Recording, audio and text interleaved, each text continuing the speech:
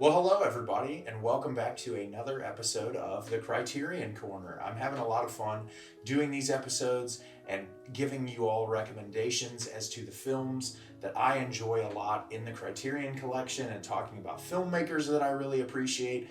And it just, gives me a soapbox that I can stand on and yell, I love these movies and you should love them too, despite we all have different opinions, but I do love giving these recommendations and having an excuse to rant for 10 minutes.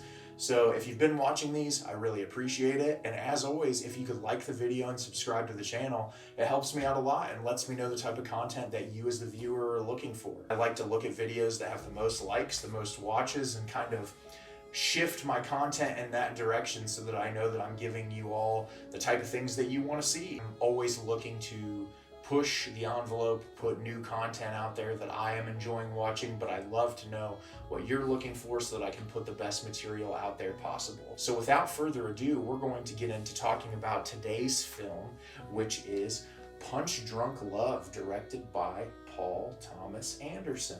Punch Drunk Love is directed by Paul Thomas Anderson.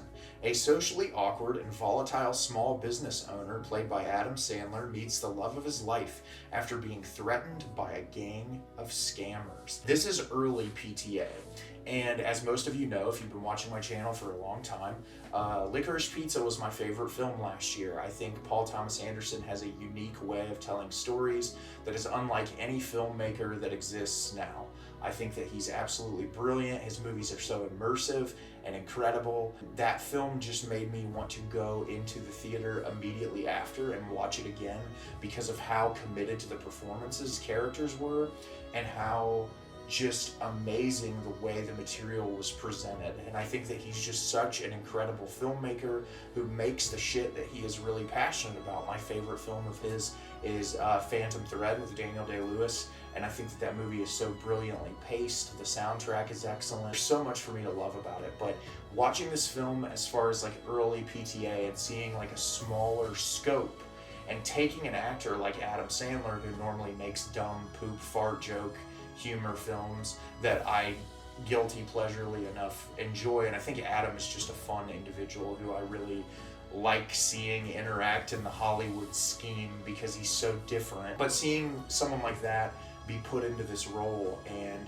give such an amazing performance. This is probably my favorite romantic comedy of all time, definitely high up there, and it's because of the vulnerability and the realism in the film that kind of grounds it in this world that, even though it is a very beautiful story of love and there's a lot of really funny and intense moments in this, that by the end of it I can't stop smiling, and it just gives me this optimism and hope about the world and about love in general. On the surface, this film is about Adam Sandler, who is a small business owner.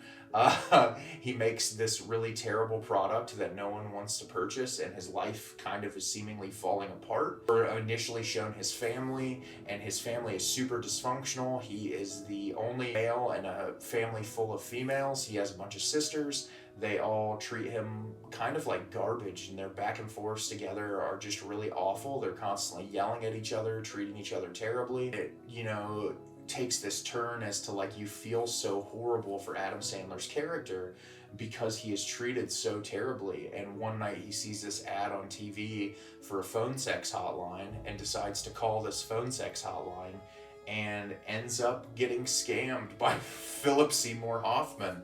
And this crazy slew of events just slowly starts to play out.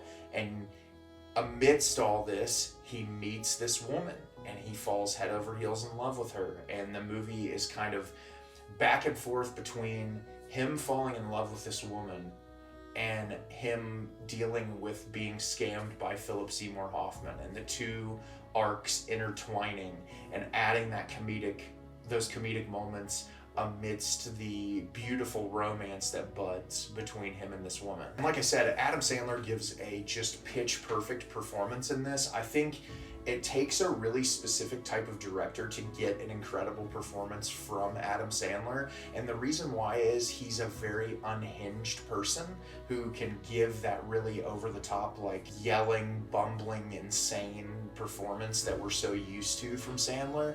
But I think PTA knows when to let him do that and when to make him be restrained. Similar to watching how the Safdies directed Sandler in Uncut Gems, or another film that I really love Adam Sandler in is Reign Over Me, which I don't feel like a lot of people talk about, but he gives a very subdued performance in that that's really beautiful and tragic. And I think you get a good director to use Adam Sandler in a specific way. He is amazing, and in this performance he has that sort of unhinged attitude, but you get it because of the trauma that he's faced with his family and just how he's perceived and how lonely he is and miserable that he is.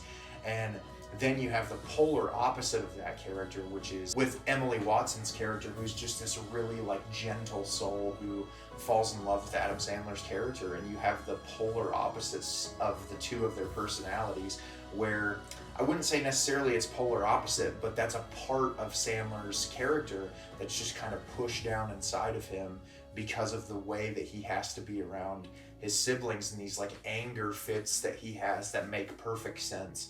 And so those performances really make the movie. Philip Seymour Hoffman, who is just, in my opinion, one of the greatest actors who ever lived, gives a phenomenal performance in this film. Anytime he collaborated with PTA is amazing, and seeing his son in Licorice Pizza was like just an amazing and kind of cathartic thing to watch, you know, kind of this passing of the torch and just how amazing Cooper was in that film. But Philip Seymour Hoffman gives an amazing performance in this. It's really the reason to see this film is the performances. The cinematography in this is nothing short but breathtaking. It's PTA.